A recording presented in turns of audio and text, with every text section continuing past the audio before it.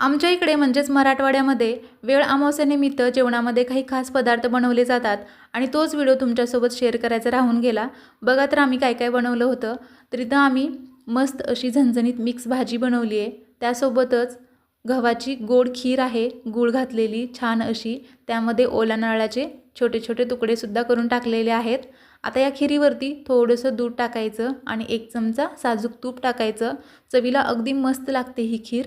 त्यानंतर इथं ताटाला थोडासा भात लावला आहे आणि आमच्या घरातला सगळ्यांचा आवडीचा पदार्थ म्हणजे हे आहे, याला म्हणतात आंबील.